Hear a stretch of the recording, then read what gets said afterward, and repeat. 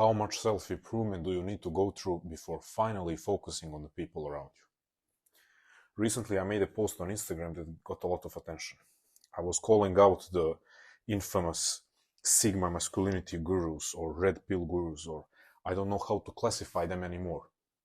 Because apparently a lot of red pill community is rejecting those people as being part of their own community. So I don't know. That's why I say Sigma masculinity gurus. I guess you know who I'm talking about. I was calling them out because they are supposedly heroes of a lot of young men today. And they are teaching young men young and middle-aged men, how to become real men. And what's interesting is the word hero in this. Let's suppose for a moment, and it will be hard to argue against this, that every man in some form wants to be a hero in his life. And the word hero comes from the word that means a protector, the one who serves others, the one who protects others. So you have these masculinity, Sigma masculinity gurus who tell young men and men of all ages that they should be selfish, that they should focus on building themselves, and that they should focus on accomplishing all of their external goals before they give any attention, time, and energy to other people, before engaging in romantic relationships, before building families, and so on. So my question is this. My question in this post was, how can you claim to be a hero of other men? And how can you teach other men to be real men if your philosophy of life is the opposite of being a protector? It's the opposite of being a servant of other people.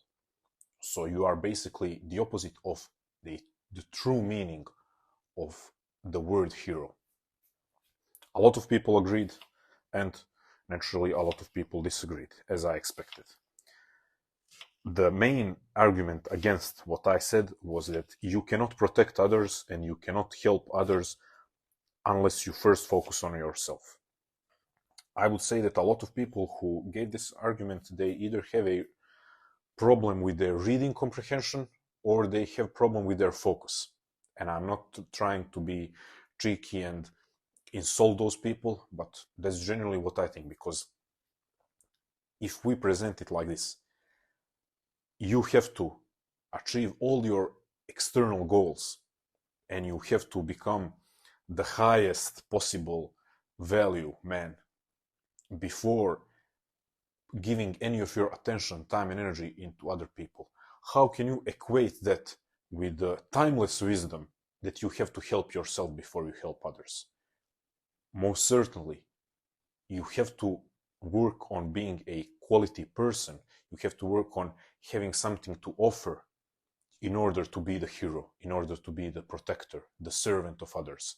But we cannot put the sign of equality between that philosophy of life, between that attitude towards life, and the attitude of achieving all your external goals and everything that you have set out for yourself before serving others.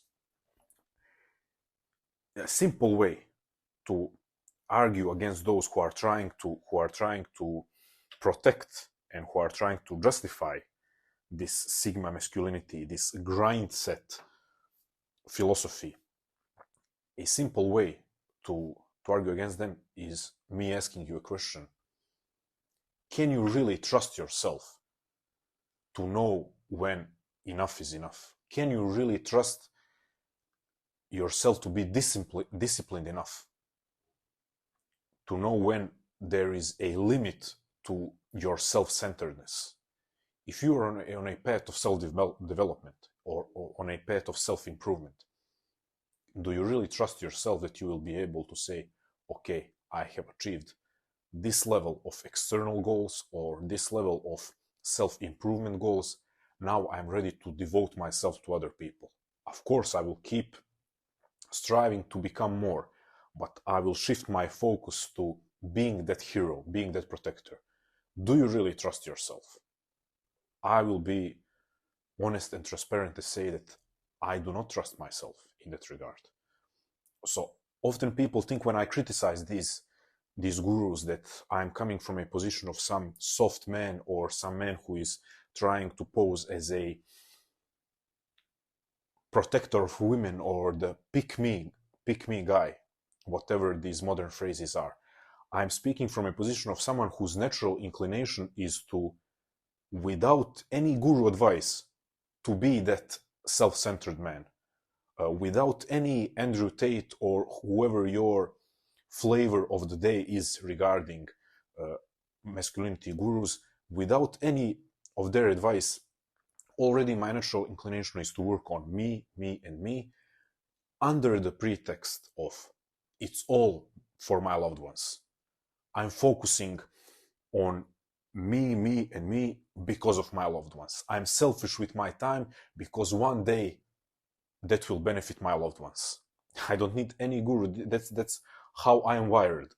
So it is precisely because of that, because I see how many problems that has caused me in my life and in my interpersonal relationship, how many problems it has caused me on the journey of being a truly fulfilled human being.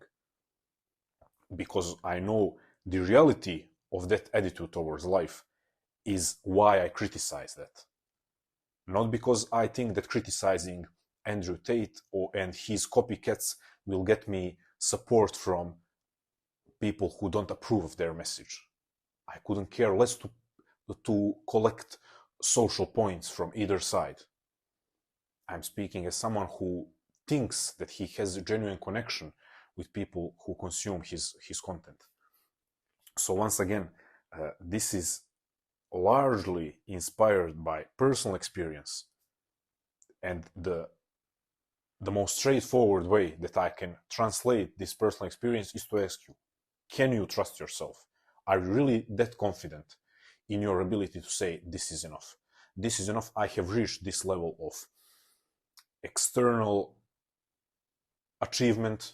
I have reached this level of self-improvement where I can now shift my focus to being in service of others.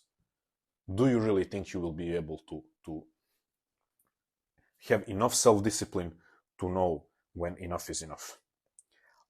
If you say that you do, okay, I will trust you, but let's see how that plays out for you. Let's see how that plays out for you. Maybe you are wired different than most human beings. Most human beings who are simply flawed in a way that our self-control with regards to wanting always more and more and more out of life and out of ourselves is not our strongest suit as human beings. It's not really a feature of human beings that most of us are really good at self-control, that most of us are really good at being satisfied with what we have or satisfied with what we have attained. If you have been on the journey of self-improvement, how many times have you reached a goal and said, okay, what's next? And I think on one hand that's great, but if that's all that your life is, you will never become the hero. You will never become the protector of others. So this argument of you can only be a hero if you are selfish. First you have to be selfish, and first you have to focus on yourself before you are able to help others and to protect others. It is true to a very specific extent. So what I'm trying to say, although I believe that I have already explained my point, but just to further nail it down, if that's even possible, is, do you even know where is that limit where you will say, okay? Because I thought that I knew where is that limit in terms of my online business goals, in terms of my physical development, where I said, okay, when I reach this point of physical shape, I'm going to view physical training as purely maintenance and as a maintenance journey, and all that extra time and energy will be devoted to my loved one. That was the case with my online business, with my intellectual pursuit, intellectual development pursuit, with my physical development pursuit, and always I have kept pushing the bar higher. So I have kept convincing myself that, okay, one day, I will truly be satisfied with who I am, and then I will shift towards being in service of my loved ones. I will devote more time to my loved ones. I will have unplanned 3-hour conversations with my loved ones without the anxiety of there is so much work that I could be doing right now. There is so much reading that I could be doing right now to become a more complete version of myself. So many times I have told myself, little bit more, and then I can be relaxed and without any feeling of guilt can devote my time, energy, and attention to my loved ones. And let's even say this: maybe you are at a point in your life when you think you are devoting, and you are devoting enough time, energy, and attention to your loved ones, but maybe you are the person who says, I will relax, I will learn how to enjoy life when I have accomplished this, and this. So all of this talk was directed towards becoming a true hero, protector, and servant of other people. Maybe you are already that, but maybe your relationship with yourself sucks, to put it simply, and you keep telling yourself that you will enjoy life once you have reached this, and this goal. It's the same. Your relationship with yourself and your life, the same applies as to all that I have spoken so far about becoming a protector and servant of others. Can you really trust yourself that there will come a day when you will say, it's enough?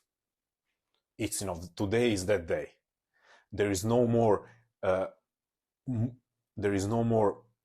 moving the bar higher and higher and higher before I dedicate myself to loved ones, before I develop a better relationship with myself, before I sit down with myself to go over through some negative self-talk patterns, before I learn how to relax and enjoy.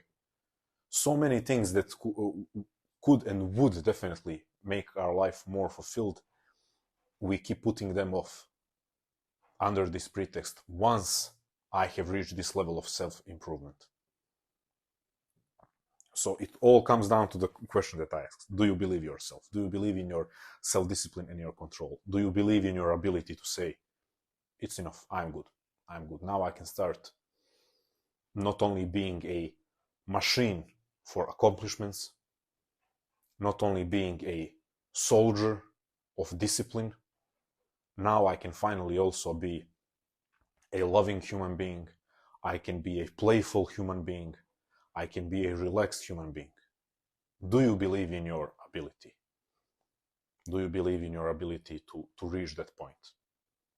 As I said, I have proven myself that I cannot rely on my self-discipline and my self-control in that regard. This is why I say it's a dangerous worldview of I will focus on myself and on external accomplishments, and then one day that will benefit others around me. It's a dangerous worldview to have. It's a dangerous philosophy of life. This is why I'm criticizing it, and this is why I'm posing you the question. Do you believe yourself? Let me know in the comments. I'm really curious. And now, after hopefully laying out a strong argument, now I can say it's good to be back.